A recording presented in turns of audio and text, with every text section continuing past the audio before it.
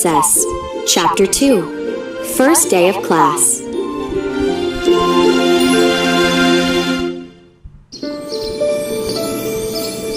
The next morning, Caesar had a long talk with her doll Emily about her father. Sarah had a long talk with her doll Emily about her father.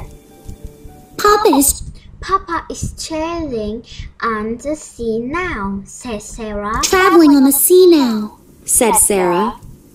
Emily said nothing, but Caesar was sure the doll was listening. Emily said nothing, but Sarah was sure the doll was listening. I believe that dolls have secrets. Sarah took her maid Mariette. I believe that dolls have secrets, Sarah told her maid Mariette. Perhaps Emily can read and work and talk. Perhaps Emily can read and walk and talk. But she only does those things so no one is watching her. Does those things when no one is watching her. Mariette smiled at Sarah. It's time for school. But smiled at Sarah. It's time for school. Just a minute.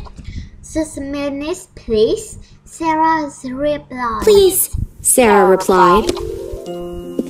She went to Emily and gave her a book. You can read. You can read this while I'm in class, she says to the doll. Read this while I'm in class, she said to the doll. What an odd child. Mustn't tell father and Sarah went downstairs. A child, Mariette thought as she and Sarah went downstairs.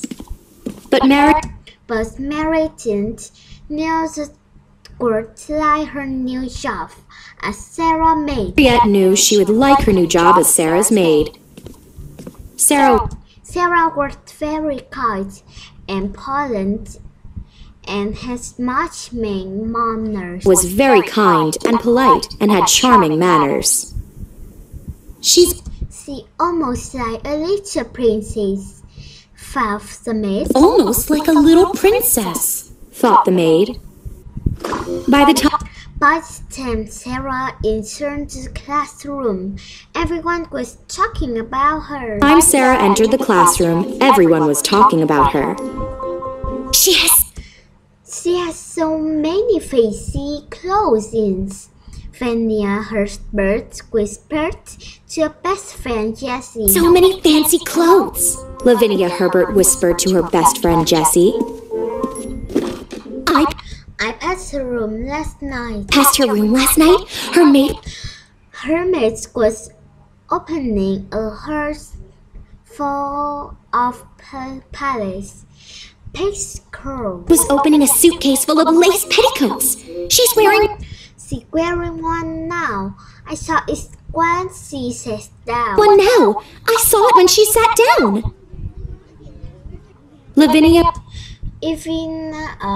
nearly 13 and thought of herself as the most grown up. Was nearly 13 and thought of herself as almost grown up.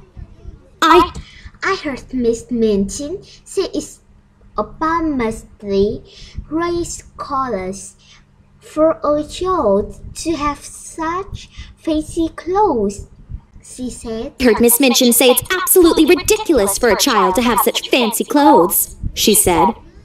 I agreed with her. Agree with her. My mother says that children should always dress simply. Mother says that children should always dress simply. The two girls pretended to read their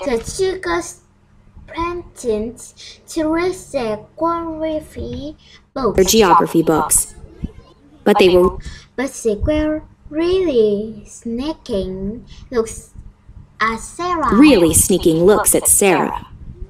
She's wearing steel stockings, whispered Jessie. The tiny feet she has. Wearing silk stockings, whispered Jessie.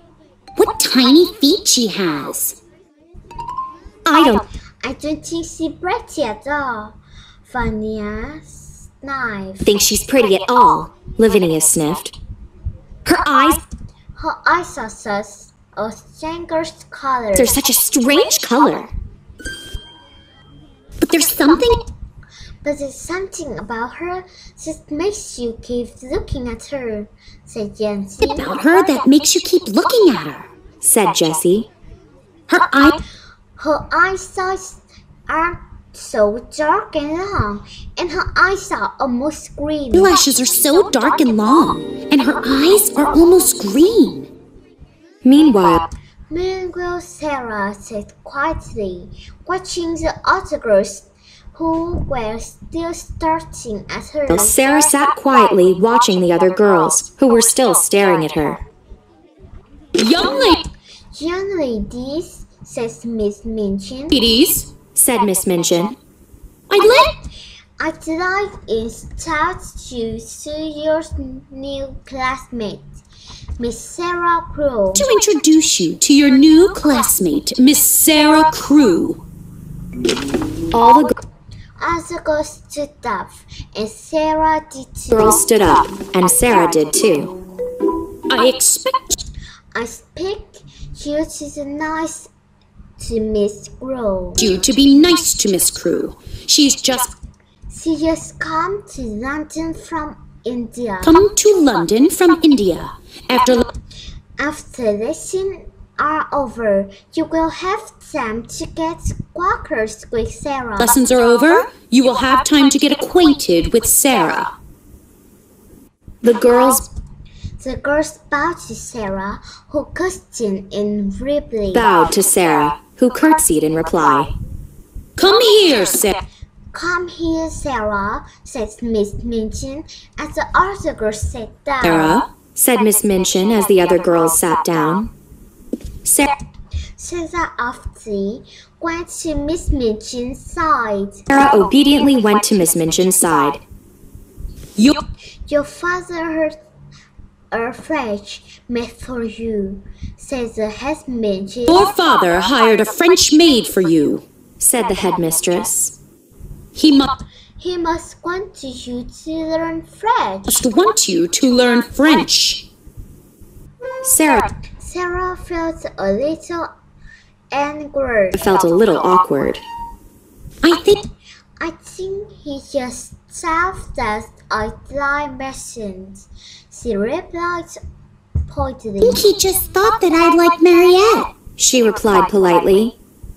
Miss Minchin frowned. You sound spoiled. Minchin frowned.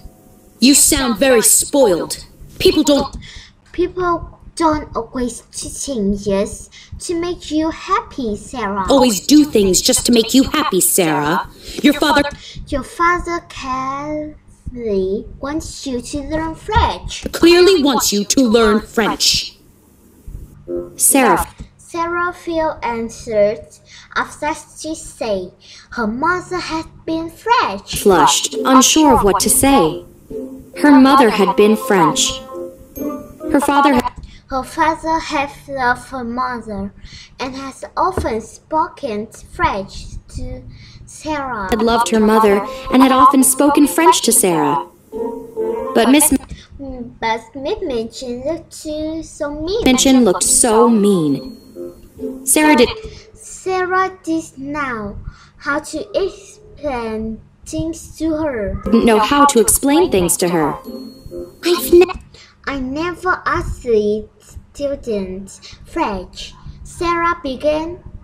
But Never actually studied French. Sarah began. But well, then it's time you start to study it.